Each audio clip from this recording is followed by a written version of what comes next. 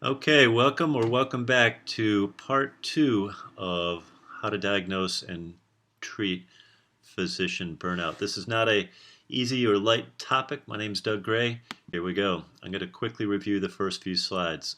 Since the days of Hippocrates, physicians have been taught to ask this question more about others than about themselves, and the challenges are tragic. Pick your superhero, but there are clearly problems with physician burnout now. You may know, according to one study, 15% of physicians have admitted to feelings of suicidal ideation in the last 24 months, and virtually 100% of physicians have experienced burnout at some point in their careers. So I walk through a few more clinical slides. Here's the structure of this little webinar. There's plenty of solutions and opportunities ahead. The definition provided in the AMA psychiatric terms is a little bit scary in this word cloud. A depressive disorder that can paralyze you.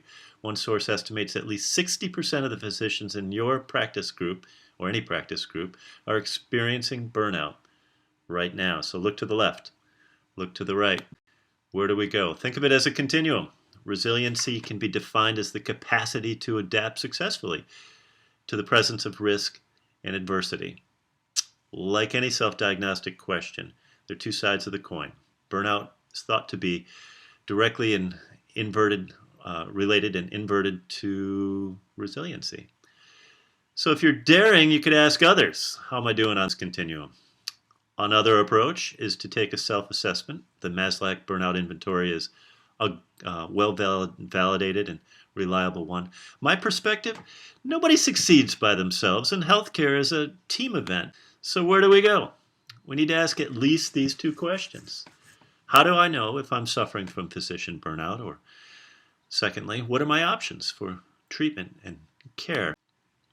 There are plenty of TV shows like Scrubs that are more accurate than a lot of docs care to admit.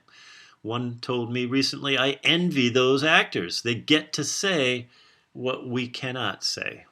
And he still watches the reruns. So let's go to the science. This elegant slide looks at physician burnout and gender differences at 3 stages in their careers. Where are you? Early stage is the first 10 years. After residency and middle careers, years 11 through 20, and late career is years 21 or more.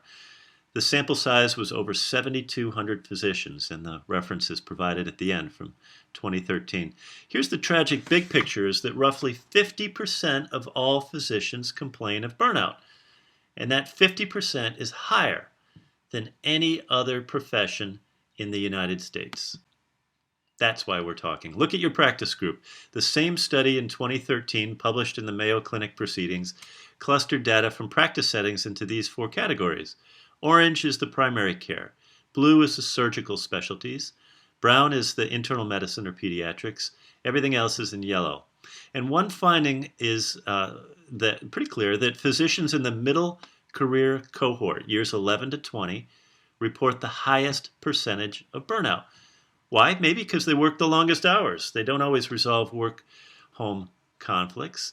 My take is that they don't have an executive coach that they're working with or support systems, but we'll get to that.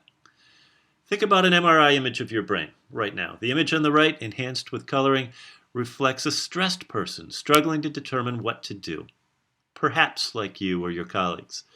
The image on the left represents a person with hope and positivity, vision and compassion. Plenty of research on resilience. One leader of this is Richard Boyatzis from Case Western Reserve. He's looking at mirroring neural imagery and the impact of positive psychology on behavior. A colleague, friend of mine.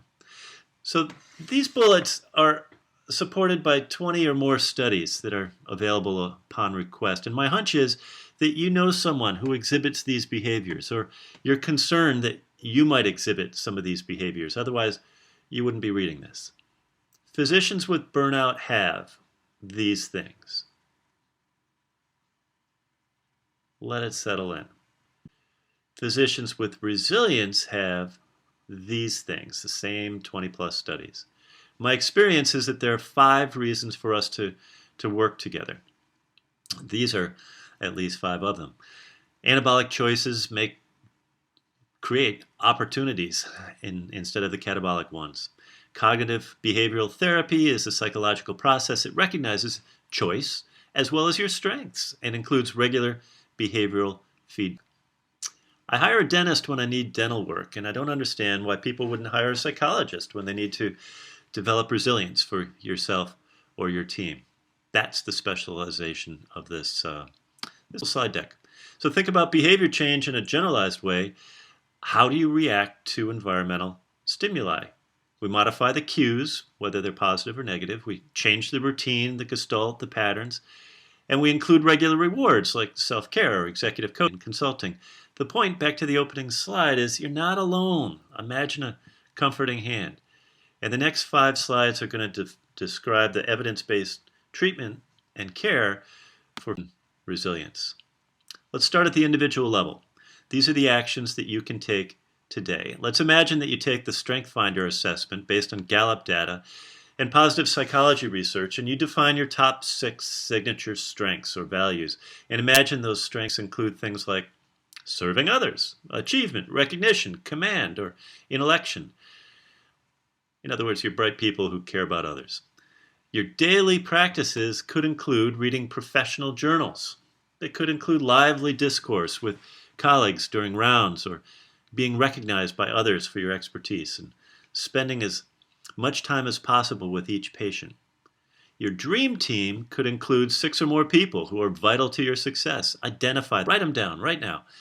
Tell them that they're essential. Schedule regular calls or meetings with them. These are optimistic, uplifting, positive people. And research clearly indicates that when we have the social reinforcement of at least 6 people that we can call upon for honest feedback, we're more successful. So create that list now. We all need it. If you're tolerating somebody who's negative or a low performer, whether they're in your work group or in your family, do not include them in your IT support team. Get rid of them, or certainly avoid them. Next point, incorporate your values, those values, the ones you listed above, into your office or your shift or your practice. One of my ER clients, physician, starts a shift by stating his name, introducing himself to the nurses, then declaring with gusto, "We are going to have a great shift together. Our primary job is to make sure that everybody is upbeat the next 8 to 9 hours." This is a 20-year veteran, an ER physician, and guess what their patient satisfaction scores look like? So delayed gratification is what got you through med school. All those late nights, the sleepiness, the hunger, the deprivations, those days have passed. Just as you learn to wash your hands regularly to reduce infection, you can learn to demonstrate self-care regularly. Innovation means the ability to co-design your future work. Innovation can start today. Ask for help, experiment, seek efficiencies or effectiveness or outcomes. What we're talking about really is authentic leadership.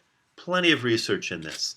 Value-based leadership is associated with resilience. So once you define your unique values, you state them out loud, it can help you reduce the risk of burnout.